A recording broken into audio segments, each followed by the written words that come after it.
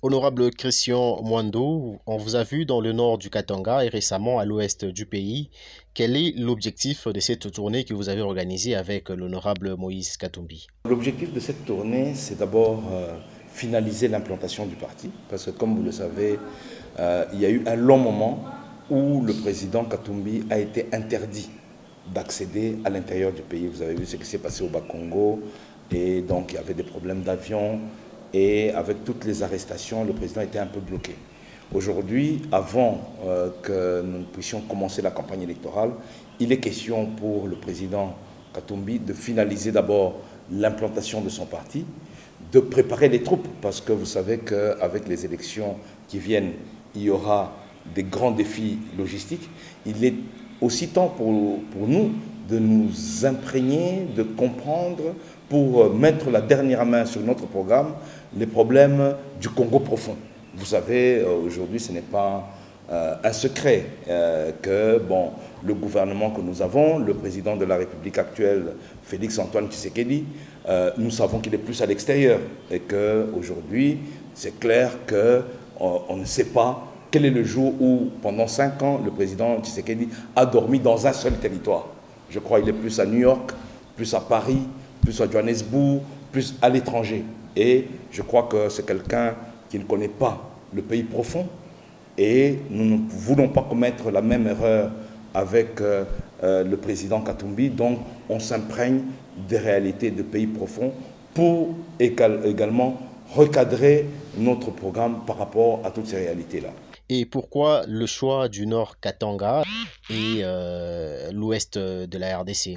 Le choix de destination, c'est d'abord les coins que le président Katumbi n'a pas visité depuis son retour en République démocratique du Congo. Donc ça, c'est la première chose, parce que le président Katumbi a tenu à visiter d'abord tous les coins de la République qu'il n'a pas encore visité depuis son retour au pays par les problèmes d'empêchement, Covid et tout ça, comme vous le savez. Deuxièmement, nous essayons de recadrer pour toucher tous les 4 points cardinaux de la République démocratique du Congo et voir là où le parti était encore peu implanté pour pouvoir le renforcer dans ces coins-là.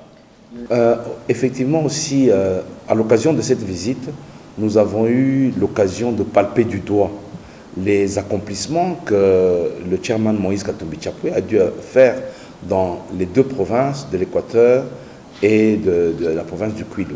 Notamment, nous étions très surpris qu'il avait déjà terminé la réhabilitation de l'école de Losanganya, qui est une école qui a accueilli beaucoup de grandes autorités de l'Équateur.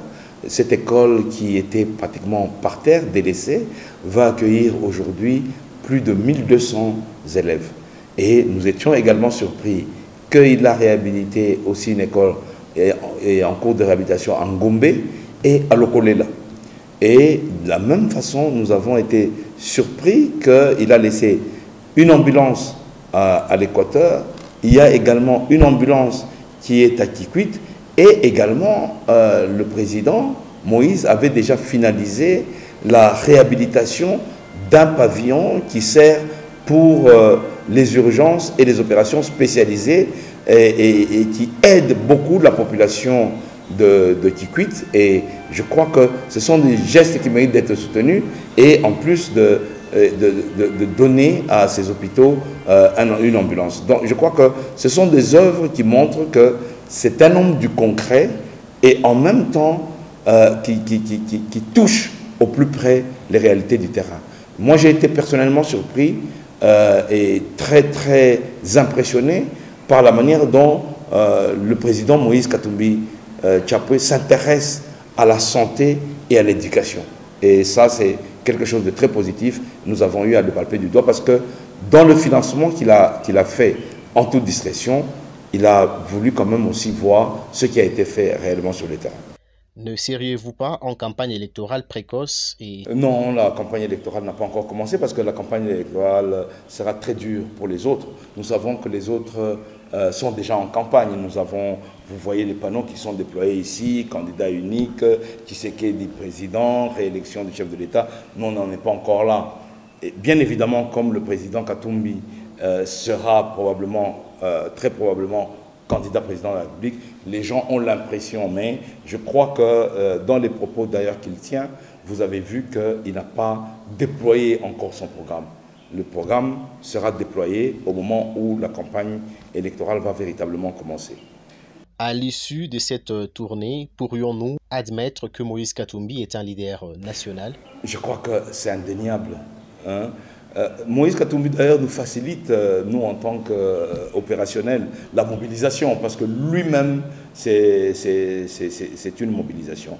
Et puis, je crois que jamais ce pays n'a eu un homme d'une telle grandeur et d'une telle simplicité qui se retrouve beaucoup plus à l'aise lorsqu'il est à côté du peuple. Donc, pour nous, c'est le candidat qui réunit tous les critères et c'est le candidat qui peut faire décoller ce pays. Je crois, et vous le savez mieux que moi, on nous a fait rire, notamment à l'étape de Mbandaka, lorsque les gens ont vu l'école que Moïse Katumbi a réhabilitée sans tambour ni trompette, alors que l'université de Harvard, qu'on a promis aux gens de Mbandaka depuis une année, n'a même pas commencé, on n'a pas dépassé la première pierre, on n'est même pas à la deuxième pierre. Et tout ça, ce sont des choses que le Congolais n'accepte plus. Il faut dire aujourd'hui également, et à condamner aussi le gouvernement actuel, aujourd'hui l'état du pays profond, le pays est en déroute. Lorsque vous voyez qu'il n'y a pas de route en République démocratique du Congo, non seulement il n'y a pas de route, mais aujourd'hui, même les compagnies aériennes, la compagnie nationale Congo Airways est en faillite. Le président Tshisekedi a trouvé Congo Airways opérationnel. Il a promis même des avions pan neufs, parce qu'on s'est moqué des avions d'occasion de Matata Mpogno. Mais aujourd'hui, on se retrouve avec une compagnie sans avion. Et aujourd'hui, la question est de savoir, et je pose la question aux gens qui, entre guillemets, se disent du bon côté de l'histoire. Les amis, comment vous allez faire campagne? Parce qu'il n'y a pas de route, il n'y a pas d'avion et il n'y a pas de train.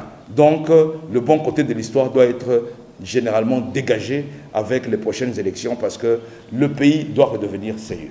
Je voudrais rajouter une autre chose qui nous a fait mal quand on a vu ces populations en train de souffrir. On s'est posé la question, pendant 5 ans, qu'est-ce que le président de la République a fait? Est-ce que le président de la République connaît le Congo profond?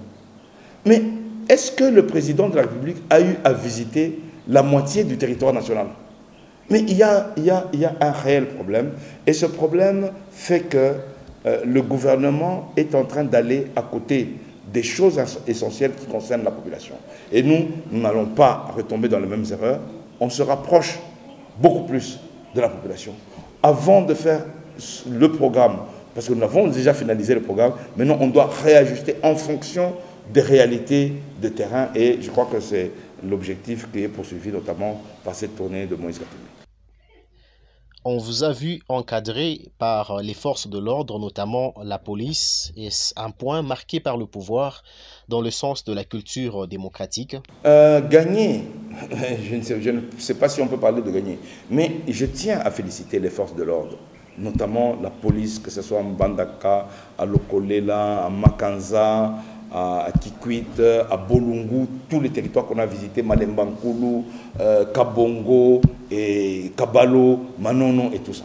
Je crois que les forces de l'ordre ont été à la hauteur. Je crois, le message que ces forces de l'ordre passent aussi, c'est le message de dire que lorsqu'elles sont bien traitées, lorsqu'elles sont bien encadrées, lorsqu'elles sont bien rémunérées, elles peuvent faire le travail.